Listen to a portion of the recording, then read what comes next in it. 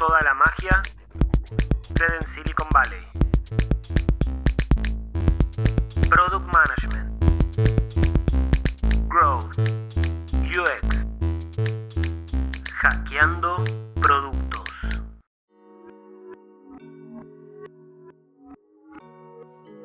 En este episodio nos visita Tomás Gurovich, más conocido como Guro, quien es un apasionado por el growth, producto y los datos.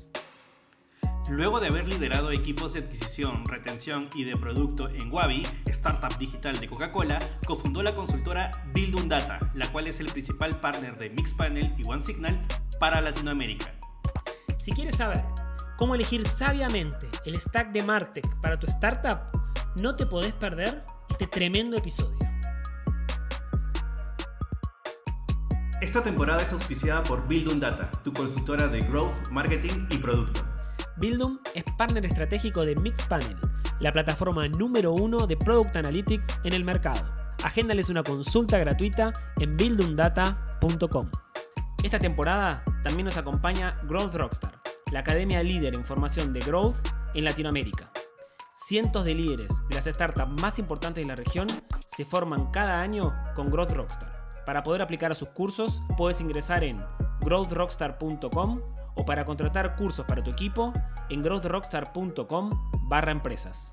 Y bienvenidos a este nuevo episodio de Hackeando Productos, ya cuarta temporada. Y no se olviden, antes de continuar con esta tremenda entrevista que tenemos el día de hoy, a suscribirse a nuestro canal de YouTube y Spotify y seguirnos en nuestras redes sociales como LinkedIn e Instagram. Ahí subimos siempre contenido inédito que no sale en este episodio.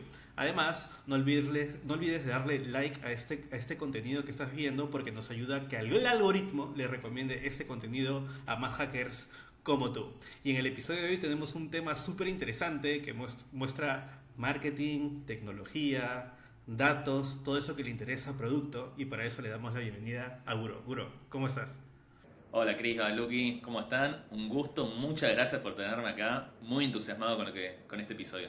Bueno, vamos a arrancar. Dijiste una palabra, Crisba, que es muy importante, que ojalá los hackers que están del otro lado, que trabajan en productos, y lo voy a decir en el idioma como lo dijo Oscar Durán en su momento. ¿Qué carajos es una infraestructura de pagos? Espero que acá la gente de producto entiendan qué carajos es la atribución, pero eso va a llegar casi al final del episodio, porque vamos a ir recorriendo un montón de cosas relacionadas a herramientas para una palabra que para muchos puede ser nueva, que es MarTech. Así que, Guro, vamos por lo simple, arranquemos por la primera pregunta. ¿Qué significa MarTech? Perfecto. Bien, MarTech, la definición y lo que dice el nombre es tecnología aplicada a marketing. Es decir, el conjunto de herramientas y tecnologías que vamos a poder usar en nuestros productos digitales con el objetivo de hacerlo crecer y optimizarlo. Y por más allá de que el nombre dice marketing, vamos a ver que cuando vayamos hablando es que su scope termina abarcando también a equipos de producto, de retención, de growth, de datos, etc. Ya empezamos a romper el guión. Siempre le decimos a los invitados que hay una línea que vamos a seguir y en la primera respuesta enseguida lo rompemos. Pero acá Guro dice algo muy importante, que nosotros lo venimos como pregonando con nuestros invitados, cuando hablamos con Dylan, con Vicky, con Ana María, de que esta mentalidad antigua del product management, donde vos tenías un equipo de marketing que se encargaba de la adquisición, y como siempre digo, un equipo de producto que se encargaba de la retención y ponerle retención, porque nunca en un equipo tradicional de producto vi un cohort de retención, un análisis de retención. Era la retención es hacer que el producto funcione, ¿sí? Estas herramientas, vinculado también a este boom del rol de growth que está ahí como en el medio, hace que todo ese diálogo deje de ser como compartimentos estancos y empiecen a dialogar entre todos, ¿no? Exacto. Esa es la idea, es cómo podemos mejorar nuestro producto con más herramientas en el momento indicado. Vamos a hablar después, pero obviamente no tener todas las herramientas al principio no va a ser necesario, sino que a medida que vayamos madurando nuestro negocio vamos a ver que vamos a identificar distintas necesidades, y estas necesidades, la idea es que todos los equipos puedan sacarle jugo y provecho. ¿Bien? Y mira, Guro, seguro tú ya nos vas a explicar un poco más, pero sabemos que existen muchas herramientas, ¿no?, para poder crear tu stack de MarTech con muchos precios variados en toda la región, seguro. Pero partiendo desde ahí, ¿no?, ¿cuáles son como los errores más comunes que cometen las startups al implementar sus herramientas de MarTech? Lo dijiste. Primero, hay un montón de tipos de herramientas. Si empiezo a nombrar herramientas de Product Analytics, CDPs, MMPs, CDPs, experimentación, personalización.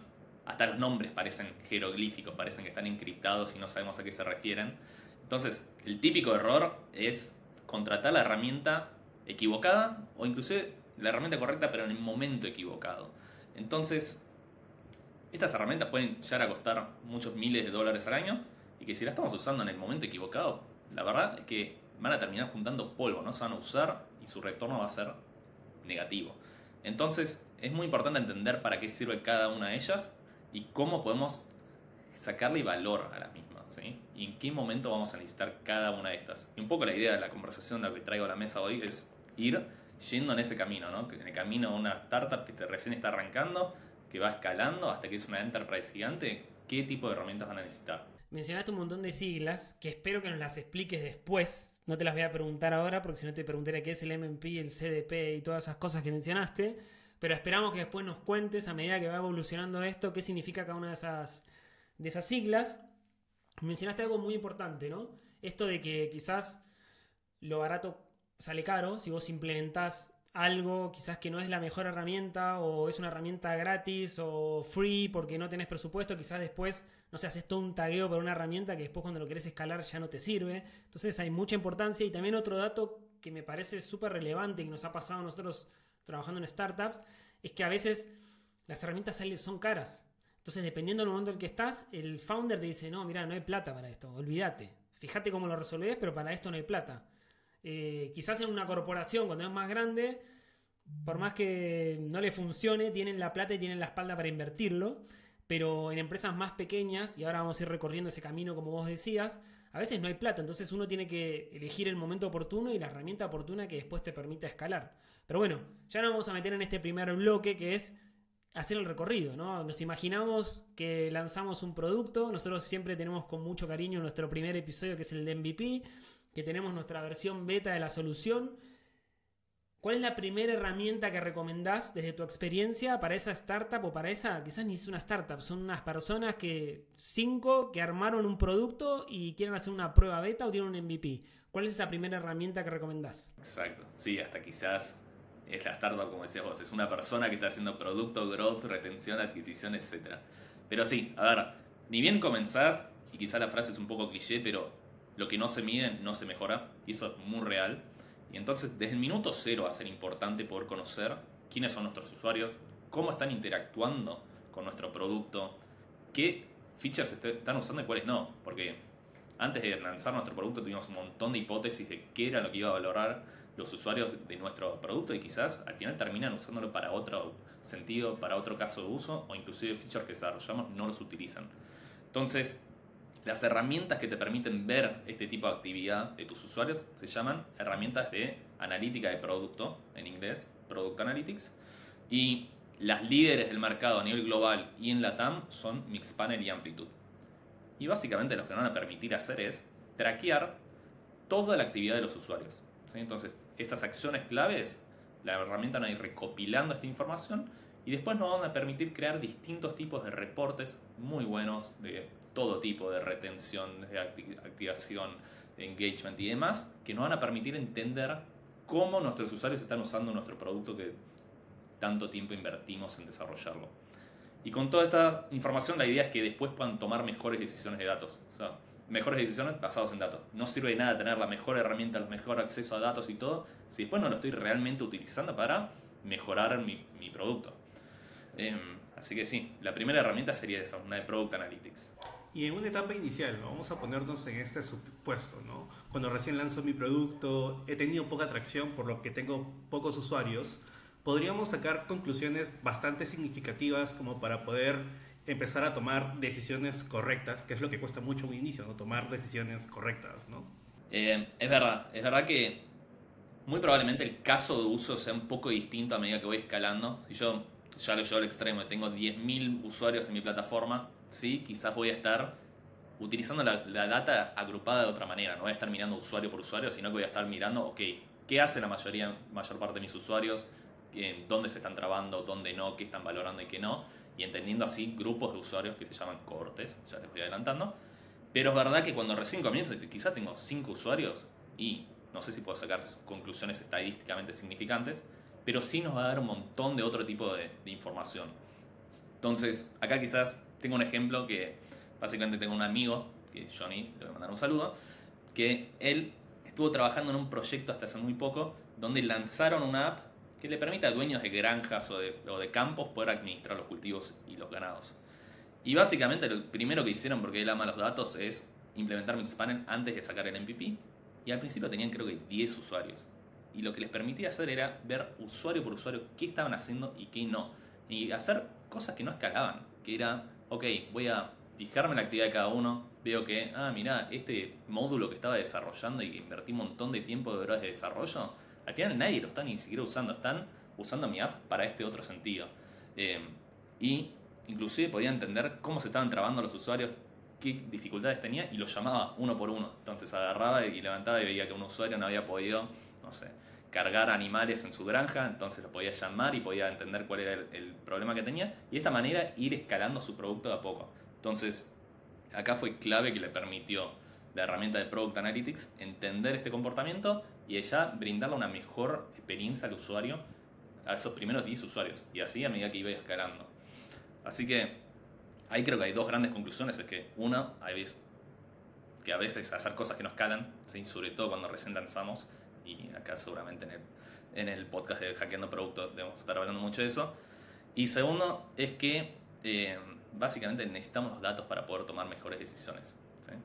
Tengo muchas ideas en la cabeza de cosas que dijiste, pero también entiendo como que dependiendo de la etapa, en una etapa inicial, más una etapa beta, quizás vos podés ir como más a lo ancho y superficial, y cuando empezás a crecer vas angosto y como profundo, es decir, agarrás, ves un panel, ves dónde está el drop-off y ahí te metés y entendés. Cuando tenés pocos usuarios te puedes dar el lujo de que si tenés 10 los podés llamar, quizás te atiende uno, pero al tener 10 vos podés meterte en uno a uno y entender esos 10, que después ya cuando tenés 1000 o que tenés 500 es imposible llamarlos. Entonces tener entrenado ese ejercicio es muy bueno. Mencionaste muchas cosas, una de ellas que mencionaste fue lo que no se mide no se mejora. Ese fue el primer episodio que grabamos con Sofi cuando Bildum empezó a ser sponsor de este podcast, así que si quieren acá les voy a dejar el link para que lo puedan ir a volver a escuchar. También hablaste de que las herramientas de Product Analytics por detrás tienen un tracking, un traqueo, y de eso hablamos con Guido también la temporada pasada, cómo hacer un tracking plan, ¿sí? Cómo le metimos a los Product Managers o a los Product Owners esta idea de que el tracking plan es algo evolutivo, no es que hago un tracking plan, lo implementamos, es un proyecto y listo, ¿no? Después si el feature cambia, si mejorás algo, tenés que traquear eso y tenés que mejorarlo. Entonces ya nos fuiste pimponeando y metiendo en un montón de temas relevantes y cosas que ya en algún momento fuimos conversando con más profundidad, pero ahora me quiero detener en un tema como súper candente. Hoy me pasa, o me ha pasado por mi experiencia también, es que llego a veces a equipos de producto, la gran mayoría primero no ve datos, en la realidad, y los equipos que ven datos se centran mucho en la herramienta de Analytics, de Google Analytics, ¿sí? Entonces me gustaría que me ayudes a entender un poco cuál es la diferencia que tiene una herramienta como Mixpanel, que es líder en la industria, versus un Google Analytics, o mismo, que yo entiendo la principal diferencia, un Power BI, que es un embole. Hacer una query para conseguir algo en Power BI, tenés que tener al chico de Power BI que te esté haciendo las consultas. Pero ¿cuáles son esas principales diferencias? Y mete dentro de la juguera también la usabilidad que tiene una herramienta como Mixpanel, por ejemplo. Exactamente, creo que ya fuiste dando la respuesta, porque es esa la frustración que te genera tener una herramienta donde necesitas hacer queries o básicamente es difícil sacar la información. Entonces, los datos son para ser utilizados, ¿no? Vos querés usar los datos para poder tomar mejores decisiones de negocio, y una herramienta como Power BI o Tableau o estas tipas más de analíticas en general se basan más en datos transaccionales. Y hablando de transaccionales, no sé si estamos en un e-commerce, serían las ventas que estamos teniendo. Y en general tenemos ese tipo de información que nos permite hacer un montón de análisis que están muy buenos. No sé, tipos de ventas en este ejemplo de e-commerce, productos complementarios, tipos de carritos más comprados, recompra, etc. O modelos inclusivos predictivos. Y el caso de uso es un poco distinto, ¿no? Entonces tenemos ese tipo de análisis donde en general los hacen un equipo de datos centrales. Y el objetivo de una herramienta de Product Analytics es descentrar eso y que los usuarios finales, el equipo de producto, de growth, etcétera, puedan ellos mismos, sin necesidad de hacer queries, sino que con un par de clics, llegar a un montón de insights que le van a permitir básicamente tomar mejores decisiones sin necesidad de código, sin necesidad de hacer queries y basado también en otro tipo de actividad. No solo la actividad transaccional, sino que en la actividad que le está pasando al usuario dentro de la app, dentro del website, por ejemplo, los distintos clics que hicieron. Entonces, si volvemos al ejemplo del e-commerce, voy a poder ver, no sé, si un usuario vio ciertos tipos de productos, si vio algunas categorías y otras no, se agregó productos al carrito y lo abandonó. Hay un montón de actividad súper rica que voy a poder mejorar mi producto, que no es solo la transaccional.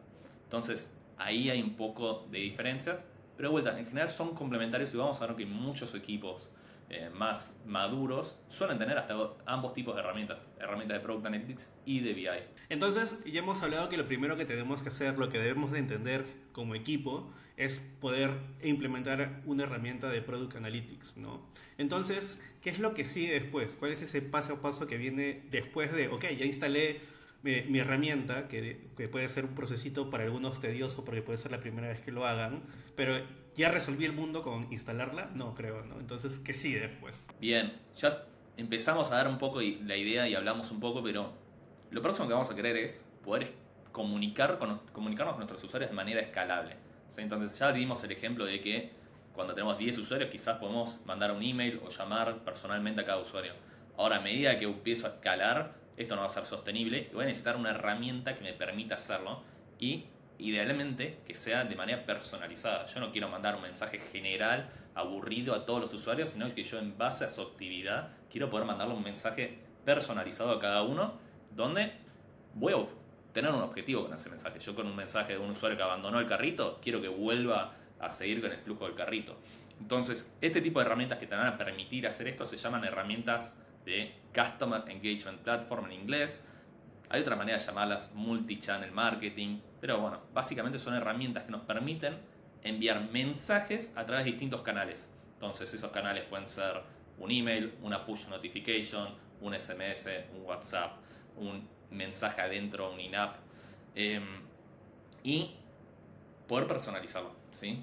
Y este tipo de herramientas que suelen permitir esto son, algunos ejemplos son OneSignal, Braze, CleverTap, MoveEngage, Iterable.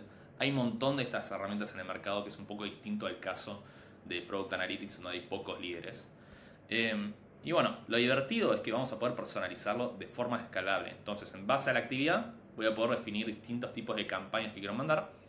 Y en general, los equipos que usan este tipo de herramientas son los de retención o de on media, en algunos lugares se suelen llamar.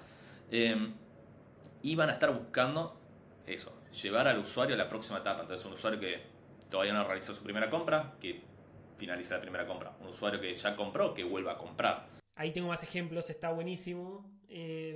Por ejemplo, cuando uno termina un onboarding, ni bien lo terminás, el email de bienvenida con algún mensaje de, no sé, hacé tu primera transacción y tenés tanto de descuento. Eso al final, Guru, cuando se programa, y acá volviendo también a la usabilidad, como las otras herramientas, esto me imagino lo puedes hacer en Salesforce también, como un gran monstruo, pero me imagino que estas herramientas también tienen la capacidad de esto diseñarlo como un workflow en definitiva, ¿no? Si el usuario terminó y eso se vincula con la herramienta de Product Analytics, ¿vos les podés vincular eso o no? Se súper vinculan y en general trabajan muy de la mano. Entonces, básicamente como vos lo mencionabas, el objetivo es vos identificar segmentos en la herramienta de Product Analytics. Ok, yo tengo usuarios, el ejemplo que diste, tengo usuarios que finalizaron el onboarding pero no están haciendo la primera acción de valor. Quizás en una fintech, por ejemplo, no hicieron su primer depósito, no hicieron su primera transferencia, etc.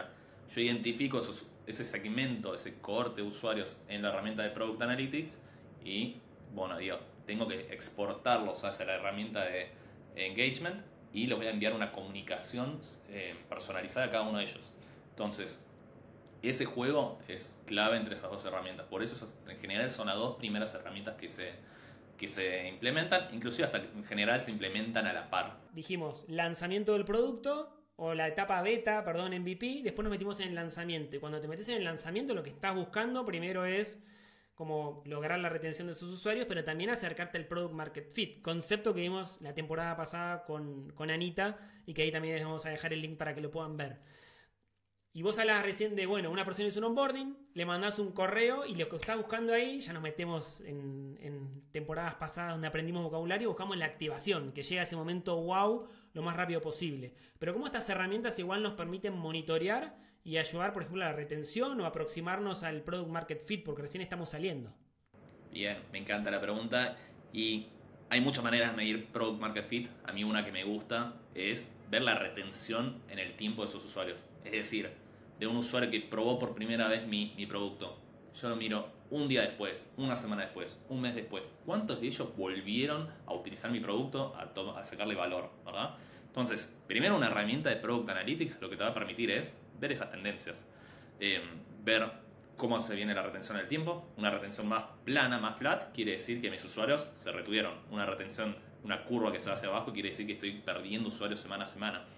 Y no solo cantidad de usuarios generales, sino que nos va a poder permitir hacer un doble clic y ver, por ejemplo, de los usuarios que probaron un feature en particular, cuántos de ellos volvieron a retenerse en el tiempo. Entonces, por ejemplo, quizás, volviendo a una fintech, quizás un usuario que solicitó la tarjeta de crédito se retiene mucho mejor que un usuario que el caso de uso es hacer transferencias o pedir créditos o lo que fuera. Entonces, una herramienta de Product Analytics te va a permitir ver distintos casos de uso, cómo son su retención, y entonces de esa manera accionar. Ok, entiendo que ni bien mi usuario finaliza el onboarding, lo tengo que empujar a que haga cierta acción, porque sabemos que esa acción tiene mayor probabilidad de retención en el tiempo. Entonces, a nivel Product Analytics hay un montón de análisis que vamos a poder hacer, que nos van a derivar en un montón de accionables del lado de producto, del lado de marketing, etc. Y con una herramienta de Customer Engagement, bueno, vamos a poder enviar comunicaciones que nos permiten llevar a esos usuarios a que hagan esas acciones deseadas que estábamos hablando antes. Entonces, de vuelta, son súper complementarias ambas herramientas y deberían ser utilizadas en conjunto. Yo identifico oportunidades en la de Product Analytics y los accionables son hacer cambios de producto y o enviar campañas personalizadas de marketing. Está muy bueno eso que mencionás y quiero poner como más ejemplos a eso. A mí me gusta mucho la industria fintech y hay muchos, pero como la primera conclusión que voy sacando es que nosotros teníamos una herramienta de Product Analytics al inicio que la usábamos para hacer un tipo de análisis porque teníamos poquitas transacciones, y ahora este producto que lanzamos con Crisba empezó a crecer y esa herramienta de Product Analytics nos sirve para más cosas. Entonces, de este comportamiento que vos decías que uno puede ir viendo en esa herramienta de Product Analytics, por ejemplo, yo tuve una experiencia en donde nosotros sabíamos que si un usuario, varias conclusiones, una por el onboarding. Lo primero, sabíamos que los usuarios podían tardar hasta 48 horas en hacer un onboarding. Entonces, la ansiedad nuestra como equipo, sabíamos que si Crisba o Guru arrancaba hoy el onboarding, podía terminarlo en 48 horas. No nos teníamos que volver locos porque no lo terminó hoy. Si pasaban esas 48 horas y no Guru o Crisba no habían terminado el onboarding, usábamos la herramienta para mandarle un push o mandarle un email, que ya lo teníamos. El otro día hicimos un episodio versus donde analizábamos distintos flujos de onboarding y siempre rescatamos que el email aparezca primero, porque ya te quedás con algo para poder mandarle un correo. Entonces, nosotros el primer paso del onboarding era el correo. Empezabas el onboarding, no lo terminabas, pasaban 48 horas, pum, te mandábamos un correo diciéndote: si terminás tu onboarding te doy tal premio. Y eso mejoraba la tasa de conversión. Obviamente que la mayor tasa de conversión estaba en las primeras 48 horas. Y después de ese 20% que no convertía, tratábamos de hacer un push sobre eso y mejoraba un poco la conversión. El segundo caso que nos empezamos a dar cuenta a través de las herramientas de Product Analytics, teníamos Mixpanel, era el siguiente. Nosotros sabemos que si un usuario hacía 3 transacciones, ¿sí?, transacciones monetarias, en 3 meses seguidos, ese usuario se retenía y quedaba en el tiempo. Entonces, hacíamos que eso también lo había aplicado Cabify en algún momento. Ellos habían pensado que si hacías no sé cuántos viajes en Cabify, te retenían. Entonces te dan, como en nuestro caso, 3 cupones. El cupón para la primera transacción, el siguiente mes otro cupón para otra transacción y al último mes otro cupón para otra transacción. Y todo eso lo estimulábamos a través de las push, porque ya sabíamos que, no sé, que Guru mandaba todos los principios de mes o todos los 15, entonces el primer 15 mandó, al siguiente 15 le decía: hacé tu segunda transacción, te doy otro cupón de descuento. Si ya hacía 2 veces eso, el tercero tenía que hacer el gol. Guru, dale, manda una vez más y te doy otro cupón de descuentos más, y a partir de ahí veamos la retención de los usuarios. Entonces, ¿cómo cuando vos empezás a ver y tener más transacciones, podés empezar a sacar conclusiones? Por ejemplo, nos ha pasado en el onboarding a nosotros también que veíamos drop-off en determinados pasos y a partir de eso nos metíamos en profundidad. Entonces está buenísimo eso que nos contás, porque a medida que van creciendo los usuarios, vos podés, con la misma herramienta, ir metiéndote con mayor profundidad. Ya en esa instancia, cuando tenía, no sé, 100 usuarios, no podía hablar con los 100. Entonces tenía que ver la data macro, un funnel, una tabla de conversión, y a partir de ahí sí meterme en la profundidad de esos usuarios. Me parece súper potente eso que nos venías contando, y de cómo se puede utilizar esa herramienta en distintos casos de uso. Me encanta. O sea, lo próximo a ver era frecuencia, cómo impacta en la retención. O sea, decir cuántas transacciones realicé. ¿Sí? Che, además de 5 transacciones, los usuarios se retienen más. O inclusive podría ser con suma de alguna propiedad. Por ejemplo, cuando los usuarios transaccionan más de $100 o X cantidad de dólares, su retención también mejora en el tiempo. Y después, de otro ejemplo que diste que me pareció interesante y quería acotar es, a nivel Customer Engagement Platform, lo que deberías poder testear es los canales. Entonces vos decías, che, vimos que funciona mejor, performa mejor email versus push. Perfecto, ahí se debería poder hacer un A/B test con estas herramientas, donde voy a decir, ok, a mitad de la audiencia le envío la notificación por email y a la otra mitad por push notification, y vemos cuál performa mejor, cuál impacta más en la retención en el tiempo. Entonces, todo ese tipo de casos de uso se pueden resolver con este dos tipos de herramientas, Product Analytics y Customer Engagement. Y si volvemos a la que empezamos, son las primeras 2 herramientas de un montón que fuimos nombrando, pero ya vamos viendo que por acá deberían comenzar y son el stack básico que debería tener cualquier startup o scale-up. Y creo que lo importante de la data, más allá de todas las maravillas que han estado hablando Guru con Lu, creo que también es un punto bastante importante para entender el comportamiento de nuestros usuarios y saber de qué manera también ir llevando el producto a esas necesidades que tienen, ¿no? Si bien esas técnicas o esas herramientas de retención nos ayudan a que puedan hacer más operaciones, a seguir fidelizándolos y demás, también como diseñadores, para no dejarlos de lado en este episodio, nos ayudan a entender a profundidad cuál es el comportamiento real de nuestros usuarios y empezar a proponer soluciones en base a eso, ¿no? Por ahí Lucas hablaba de 48 horas para el onboarding, que probablemente habían temas con legal o algo por el estilo para que esto sucediera en 48 horas. Estoy diciendo por decir, nada más.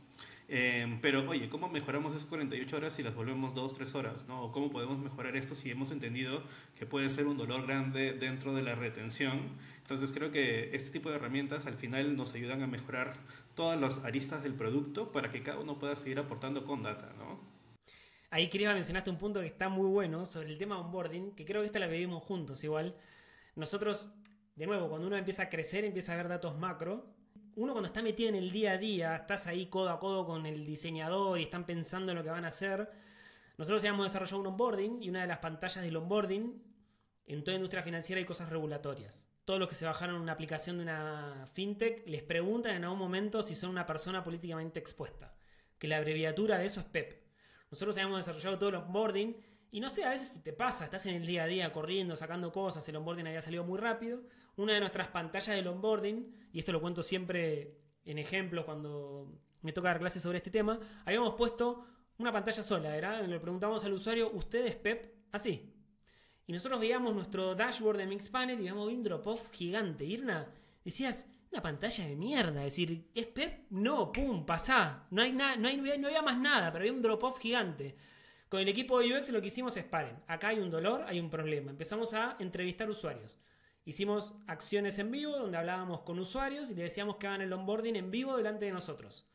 Todo virtual, ¿no? Pero en vivo delante de nosotros callados. Les planteábamos la situación.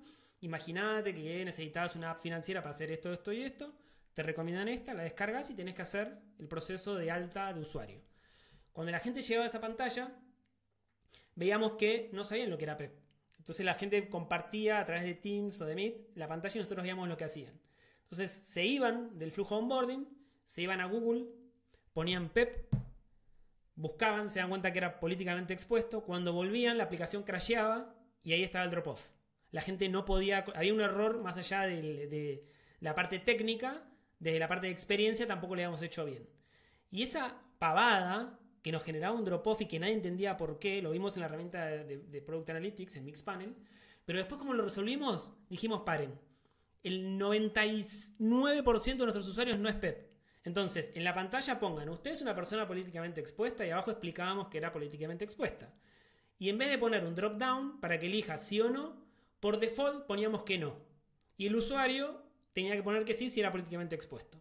Con eso, la tasa de conversión en ese paso pasó de tener un drop-off a no tener ninguno. Entonces, ¿cómo a partir de una herramienta de Product Analytics podés generar un cambio gigante, pero tenés que investigar? Porque a veces los datos te levantan alarmas que no los entendés. Y te sumo que está buenísimo lo que dice, que no es solo datos, o sea, en datos debería partir y salir muchas preguntas, pero después los combinamos con herramientas y otros tipos de información más quali. Entonces, como vos dijiste, pueden ser entrevistas a usuarios, pueden ser encuestas, pueden ser grabaciones de pantalla, heatmaps. Hay un montón de otros datos qualis que te van a permitir armar la historia y la imagen de otra manera y que se complementan con los datos cuantitativos, que son donde deberíamos ver los drop-offs, las tendencias, etc.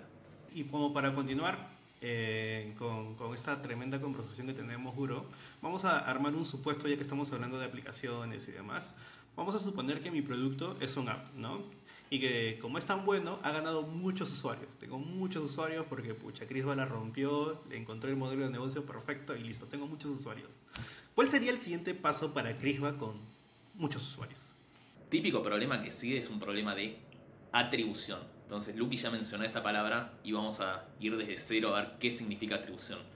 Básicamente, atribución lo que queremos entender es cuáles son de todas las fuentes que tengo de usuarios las que mejor están performando. Entonces, probablemente Crisba en tu producto que estuvo creciendo un montón, tuviste un montón de distintas fuentes de las cuales pudieran venir los usuarios. Entonces, quizás estás invirtiendo en paid media y tenés campañas corriendo en Google, en Meta, en TikTok, otras fuentes. Quizás también estás haciendo campañas más orgánicas, por ejemplo, referrals o sponsorships o lo que fuera. Y vos querés entender cuál de todas estas fuentes están funcionando mejor. Entonces, el típico problema de cuando empieza a escalar una aplicación o una web es el tema de atribuir y entender, ok, ¿dónde tengo que seguir haciendo más esfuerzo? ¿Dónde tengo que invertir más? Y cómo lo hago de la manera más inteligente posible. Entonces, acá el tipo de herramientas que suelen entrar y en especial para aplicaciones se llaman MMPs, que son Mobile Measurement Partners. Los ejemplos son AppsFlyer, Adjust, Singular. Hay menos plataformas que lo permiten hacer. Son bastante complejas, pero yendo a un ejemplo concreto, lo que te permite hacer es, quizás yo, Tomás, antes de instalar tu app, Crisba, primero hice, no sé, miré un anuncio en Instagram, después miré un anuncio en Facebook que cliqué, después 3 días después cliqué en un anuncio de YouTube y recién ahí instalé, hice transacciones y quizás me quedé 12 meses usando tu aplicación. Entonces, acá la pregunta es, ok, de esos 3 touchpoints que tuve antes de instalar, ¿quién se debería llevar el punto de quién fue el que me hizo venir a la plataforma, ¿no? Entonces, eso es lo que quiere resolver la atribución y lo que va a permitirte es tener distintos modelos. Ok, un modelo más simple es, yo le quiero atribuir y decir, che, le doy 100% de peso al último clic. Entonces, en este ejemplo, lo último que cliqué fue YouTube. Entonces, che, YouTube, vos te atribuyo una instalación de Tomás. Ahora, otros modelos más complejos van a ir mezclando todos los touchpoints, ¿sí? Entonces, desafortunadamente para los equipos de app no es tan fácil atribuir usuarios. ¿Por qué? Porque está el Play Store y el App Store en el medio. Entonces acá necesitamos esta plataforma que te comentaba que se llama MMPs, que lo que van a permitir es de alguna manera entender esta atribución y permitir darle reportes a los usuarios finales y decir, ok, estas son las campañas que están performando mejor y estas son las campañas que están performando peor. Y de esta manera voy a poder tomar mejores decisiones de, sobre todo, adquisición. Para los equipos de web, por suerte, no tienen tanto problema en tema atribución, porque web en general lo puedes resolver con UTM tags, que si no saben lo que son UTM tags, son básicamente cuando ven una URL y al final tienen un signo de pregunta y dicen unas palabras como UTM source, no sé, campaña email, eso es un UTM tag. Entonces, productos como una plataforma de Product Analytics te va a permitir resolver atribución también para webs. Entonces, ese es el típico desafío de una app y una web cuando quieren escalar en cantidad de usuarios nuevos. Si hubiéramos grabado este episodio hace unos años atrás, con tu explicación me hubiera quedado mucho más fácil entendido este tema. Y creo que se conecta con nosotros entrevistamos a Dylan, fue nuestro primer invitado, y él, una de las preguntas que hacía es ¿cómo crece tu empresa? Esa es como la primera pregunta que hablaba, y la respuesta que él buscaba sobre eso era, bueno, ¿cuál es tu principal canal de adquisición? ¿Sí? Entonces entiendo en definitiva que lo que nos estás diciendo, que estas herramientas para el mundo mobile lo que te permiten hacer es decir, ok, yo estoy invirtiendo acá, este es el canal que me trae, o este alta se la atribuyo a este canal de adquisición en el cual estoy invirtiendo y me conviene invertir más que otros. Ahí hay un canal de adquisición que siempre es el medio complejo, que es el boca a boca. Eso es difícil de medir, ¿no? 100%. Sí, en este ejemplo es el único difícil de medir, al menos de que tengas que poner algún cupón o alguna manera así que te permita después atribuir. Pero no, en general el boca a boca te va a parecer como directo u orgánico o distintos tipos de nombres. Y ahí hay un punto importante también que mencionabas sobre la atribución. Es que, bueno, este creo que igual es un concepto bastante en general para los equipos de producto. Los equipos de venta de marketing o de growth lo tienen más familiarizado, pero al equipo de producto le cuesta un poco más entenderlo. Entonces, vienen y te piden en el backlog, necesitamos meter en, no sé, en 4 sprints, meter AppFlyer. Y vos decís, ¿para qué sirve esto? Y le dicen la atribución. ¿Y para qué es la atribución? Entonces ahora espero que todos los hackers que le estén haciendo push ahí para meter eso, lo entiendan y entiendan la importancia que tiene esto para hacer crecer también sus productos, en definitiva. Porque si ustedes saben cuál es su principal canal de adquisición, bueno, pueden invertir más específicamente en eso. Y ese punto también que mencionabas me parece que está muy bueno, que a mí también me había costado entenderlo, pero que también está bueno, es cómo haces la medición. Si le atribuís el 100% al último touchpoint, o le vas distribuyendo a todos los touchpoints. Es decir, si vos hiciste un email y ese email después al tipo le apareció YouTube y después entró a Instagram y le apareció y al final hizo clic desde Instagram y llegó, ¿a qué le atribuís? ¿A Instagram o a la intervención de los 3 canales? Son puntos súper importantes que para los que estamos más, o los que están en el mundo de producto más tradicional, no tienen la más pálida idea de que existe todo eso. Así que nada, súper potente ese contenido para todos los que están del otro lado. Y sumo un punto que para el equipo de producto es súper relevante. Distintos usuarios, distintas fuentes pueden tener también comportamientos muy distintos. Entonces, por ejemplo, nosotros en Wabi me acuerdo que nos sucedían que había épocas donde decíamos, che, la tasa de conversión nos está bajando un montón, los usuarios nuevos no están terminando comprando. Y quizás no era un tema de producto, sino que era que estamos trayendo usuarios de menor calidad. Entonces había ciertas campañas, me acuerdo en ese momento, de Google, que estaban orientados a traer instalaciones baratas, que esos usuarios después terminaban no convirtiendo. Entonces, a veces el problema no tenía nada que ver con el producto, con las promociones, con la operación, con nada, sino que era un tema de usuarios nuevos. Así que era súper relevante para el equipo de producto también estar entendiendo y viendo esta otra variable, que es una variable súper importante.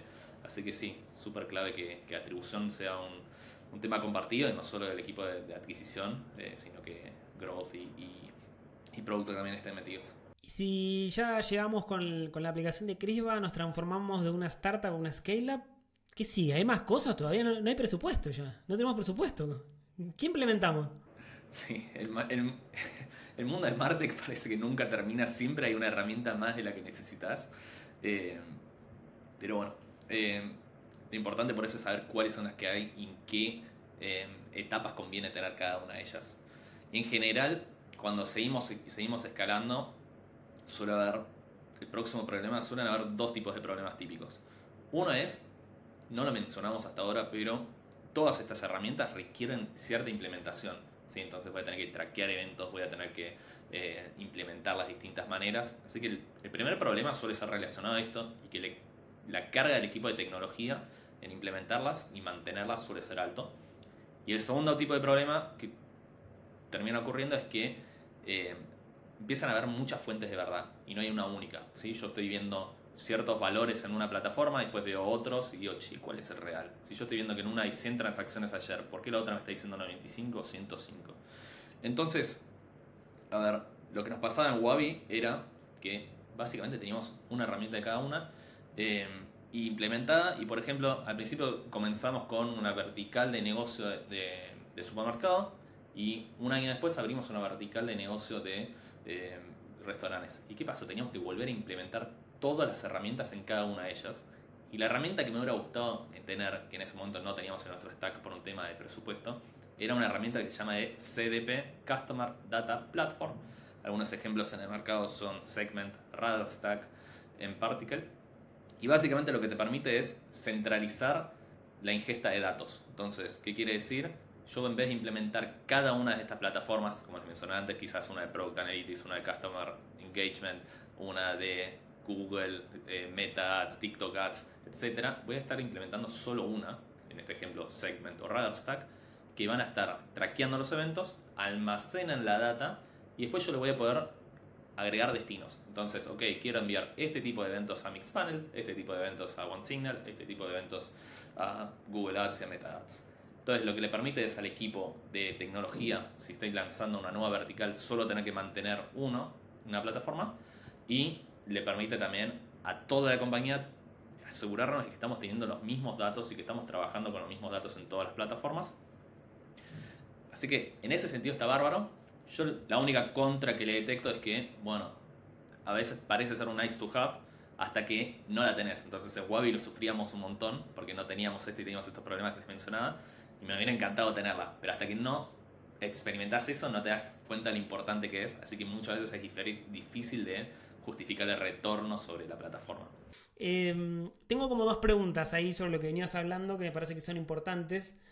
Obviamente que nosotros lo que buscamos en este episodio es que el equipo de producto o las personas de producto y UX empiecen a entender esto, que para muchos va a ser nuevo, pero obviamente no se van a transformar en expertos.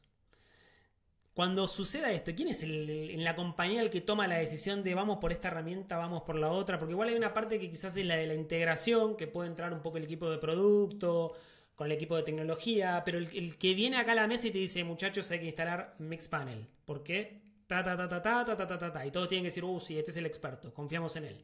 ¿Quién es el que toma esas decisiones? En la de Product Analytics me imagino que igual la gente de producto sabe, puse un mal ejemplo, pero si vamos a las otras herramientas. Para ser todo esto no es siempre igual en cada empresa. Inclusive hay veces que el equipo de producto no es quien termina contratando una herramienta de Product Analytics, sino que el equipo quizás más de Growth, porque tiene la necesidad desde el lado más de marketing a veces, y después termina fluyendo al equipo de producto, por ejemplo. O sea, sobre todo si es un equipo de producto que no es muy orientado a datos. Entonces, para cada herramienta va a ser un caso particular. Para engagement seguro que el equipo que está manejando on media, que está manejando canales propios, es quien va a estar tomando esa decisión. Para el de data, y puede ser que el equipo de producto, cuando ve que está teniendo mucha carga el equipo de tecnología, pero la verdad es que no hay una respuesta verdadera en todas las empresas y suele ser muy difícil. Además termina pasando a veces que quizás el equipo de producto no tiene el budget asignado para una herramienta, y el que tiene más budget es el equipo de marketing o el de tecnología. Entonces siempre puede ser difícil ese tipo de discusiones, y está bueno que básicamente se eleve la necesidad, ¿sí? Que entiendan cuál puede ser el retorno que tenga sobre lo que están buscando resolver, y que se presente y que se planee ahora, sobre todo que estamos a final de año, que para 2025 cuál va a ser el stack que necesitamos, que nos va a permitir escalar de forma, como decía Chris, ordenada, escalable, que nos va a permitir tomar mejores decisiones. Y la segunda que tenía es, ¿cuál es el riesgo de elegir una herramienta al inicio que después al final no me permita escalar o que tenga que cambiarla? Es decir, a mí me ha pasado en algún momento, en alguna experiencia, que se implementó una herramienta como más, que era freemium, ponele, de Product Analytics, y después cuando quisimos escalar no nos servía, problema. Y después te puedo contar cuáles fueron los dolores, ¿no? Pero también me pasó con otra que teníamos una herramienta y quisimos migrar a Mixpanel, y al final, al inicio estuve la fricción, pero después estuvimos contentos. Pero igual eso tiene sus problemas. ¿Cuáles son los principales problemas de hacer una migración de herramienta a mitad de camino? Una migración en general no es fácil. Dependiendo de la situación de cada uno, puede llegar a ser un poquitito más fácil, pero no. Por ejemplo, en el caso del CDP, si tenés integrado un CDP, que muy pocas, creo que pocas empresas en la TAM lo tienen, básicamente te va a permitir tener esta flexibilidad, porque yo hoy estoy usando una herramienta de engagement, bueno, mañana puedo estar usando otra, porque no tengo que volver a traquear todo desde el lado del equipo de tecnología. Entonces, los dolores son, en general, del lado del equipo de tecnología se tienen que volver a reimplementar una herramienta, pero también tenemos dolores del lado de los equipos que están utilizando. Entonces yo me acostumbré a usar una herramienta por los últimos 3 años y tengo que pasar a usar otra nueva, que puede llegar a necesitar un montón de tiempo de adopción, volver a entender y poder estar al mismo nivel que estaba antes, y realmente después subir y mejorar, ¿no? Entonces muchas veces, tenés que analizar cuál es el budget que estoy ahorrando por estar migrando una herramienta a otra, pero también tenés que tener en cuenta el costo intrínseco de los equipos en migrar, tanto del aspecto tecnológico como del aspecto de usabilidad. Oye, qué bonito lo que acabas de decir, porque me recordó un poco mi transición diseñando desde los últimos 15 años, por así decirlo. Y es que antes yo diseñaba webs en Photoshop, luego le di una oportunidad a otras herramientas que iban saliendo. Antes de pasar a Figma estuve con Adobe Experience Design, que yo le decía el Adobe Risitas porque era Adobe XD, ¿no? Así le llamaban mis amigos los desarrolladores. Y estuve varios años con ella, inclusive evangelizando en la herramienta, ¿no? Luego de eso conocí Figma ya hace varios años y obvio dije, ok, ya me volví un experto en Adobe XD, ¿por qué tendría que dejarla, ¿no? ¿Por qué tendría que quitar eso que en mi CV actualmente pesa? Y le di la oportunidad a Figma y me enamoró un montón de funcionalidades que Adobe XD no tenía, como el poder trabajar varias personas en un mismo documento, el que sea una web app, ¿no? Que pueda trabajar entrando a figma.com o descargando la aplicación y que pueda compartir lo que hacía con personas. O sea, me pareció una locura. Y a veces digo, a nivel personal, cambiar de herramientas puede ser un gran giro para tu carrera, ¿no? Porque es un nuevo skill y además. Pero imagino que hacerlo a gran escala, porque tú dices, ok, una empresa puede venir con una cultura ya arraigada en alguna herramienta, y es por eso que hoy en día, por lo menos los bancos en Perú hace más de 30 años no cambian sus herramientas, ¿no? Porque hay un tema de costo, siguen contratando expertos en tecnologías de hace 30 años porque no pueden cambiar sus sistemas porque les sale muy caro, ¿no? Ahora yo me imagino también en esta tendencia de herramientas de Product Analytics y demás, que debe de existir también esa fricción cuando se proponen, ¿no? Oye, ¿cuál es mi costo de beneficio y en qué tiempo lo recupero, ¿no? Porque no es como que el año que viene ya lo recuperé. Supongo que es algo paulatino. ¿O cómo lo has visto tú normalmente? Sí, y quizás en ese ejemplo que dabas se están limitando ellos mismos, ¿verdad? Porque quizás por usar tecnologías antiguas están perdiendo un montón de oportunidades y creciendo de otras maneras con nuevas herramientas. Nosotros hemos trabajado en varias migraciones, por ejemplo, de Amplitude a Mixpanel, y la verdad que no es nada fácil, pero se pueden mejorar y se pueden reducir las frustraciones, se pueden reducir el tiempo de migración y demás con una buena planificación. Lo que siempre sugiero es, antes de decidir migrar, no solo estudiar los costos, sino que hacer una prueba de concepto. Por ejemplo, muchas veces podemos implementar, por ejemplo, la herramienta que quiero probar en un producto más chico y realizar una prueba, pero esa prueba sí es importante que tenga un objetivo. Es decir, no que sea, bueno, che, lo voy a probar y listo, sino que, bueno, yo voy a probar, mi objetivo es ver si puede cumplir con todos estos parámetros, si resuelve estos casos de uso, si cumple con todos estos checks, y lo voy a hacer por 3 semanas.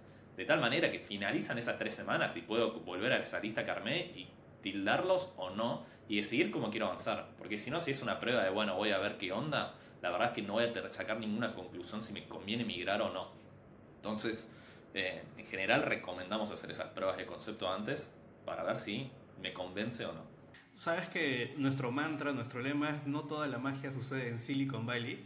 Pero nosotros como personas que trabajan en producto, como curiosos que somos, igual que nuestros hackers, siempre nos gusta mirar al lado y ver qué están haciendo, ¿no? Hay en otros lugares que no hablan español, nuestro famoso benchmark. Entonces, por ahí comparando Latinoamérica versus los mercados más avanzados, ¿no? Como el de Estados Unidos, el de Europa, ¿qué diferencias ves tú principalmente? A nivel Martech, la verdad es que evoluciona año a año y salen nuevos tipos de herramientas y demás. Y básicamente las nuevas tendencias siempre las vemos, como decías vos, en Europa o en Estados Unidos. Y sí es verdad que vemos algunas cosas más avanzadas que hoy no están tan implementadas en la TAM. Hoy en día creo que lo que más está relacionado es a datos, ¿no? Y la importancia de poder ser dueño de tus propios datos, sea porque quiero hacer modelos predictivos o porque el día de mañana quiero de alguna manera monetizarlo con AI o realizar algún tipo de acción con mis propios datos. Entonces, hoy sí, una tendencia que estamos viendo es que, por ejemplo, para implementar herramientas como las de Product Analytics, básicamente lo que están haciendo es usando datos de su propio warehouse. Entonces, almacenan los datos de estas compañías más avanzadas en sus propios data warehouses y a partir de allí los utilizan como ellos quieren. Los pueden sincronizar con una herramienta de Product Analytics o con hacer un pipeline hacia una de engagement, por ejemplo. Eso sí, por ejemplo, de los 60 clientes que tenemos en Latinoamérica de Bildung, creo que uno solo tiene ese tipo de implementación, que en Estados Unidos o Europa debe ser un porcentaje bastante más alto. Eso por un lado en cuanto a datos, y por otro lado en cuanto a experimentación. El otro día estaba hablando con uno del equipo de Chameleon Y me contaba que sí, que en Europa es súper normal estar experimentando con herramientas ya integradas, que acá no lo veo como una opción tan alta, y básicamente lo que precisan también es volúmenes altos de datos. Entonces en experimentación lo que estás haciendo es a tu página web o a tu app, estás haciendo distintos cambios y variantes y testeando cómo performan. Entonces para eso necesitas un volumen alto y necesitas también un equipo especializado para eso, que no es tan normal acá tener un equipo que está haciendo pruebas semana a semana y llegándose a roadmap de testeos. Entonces en general eso requiere de tener una herramienta de experimentación y también un equipo dedicado, que otra tendencia que veo más afuera. Pero yo creo que vamos por el camino súper correcto acá en Latinoamérica y vemos una opción cada vez más alta de datos para tomar decisiones, así que eso me pone muy contento y creo que es el camino a seguir.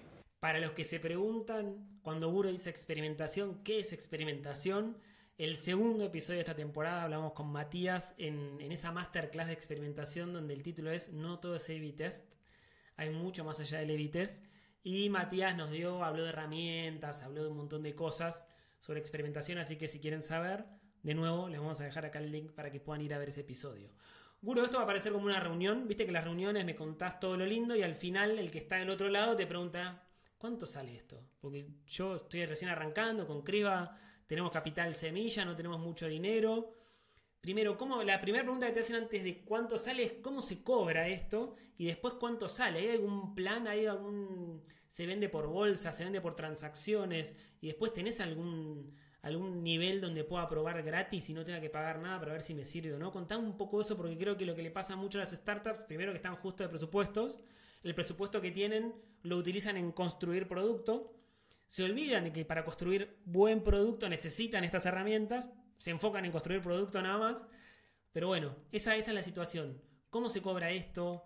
¿Hay escalas gratuitas? Contanos un poco de eso. ¿Cómo se cobra? Cada herramienta va a tener su propia manera de hacer el billing, ¿no? Entonces algunas te van a poder cobrar por cantidad de eventos, otras por cantidad de usuarios, otras por cantidad de mensajes, otras por volumen de lo que fuera. Entonces lo primero de todo es que entender bien y hacer doble clic y hacer todas las preguntas necesarias si hay un comercial que están teniendo un contacto de ok, ¿cómo funciona ese modelo? Para que, de vuelta, creo que vos, Luqui, habías dado el ejemplo, no pase que estoy contratando ahora, dedicando un montón de tiempo en implementarlo y acá 3 años me doy cuenta que el modelo de pricing no es escalable. Entonces lo primero que les recomiendo es que vean en detalle cómo es el modelo y que lo entiendan.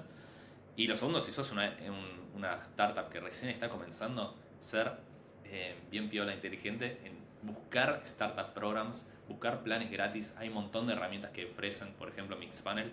Si sos una startup con menos de, creo que 5 años de fundación y menos de X plata levantada de capital, puedes aplicar al Startup Program que te dan 1 año gratis con todos los features.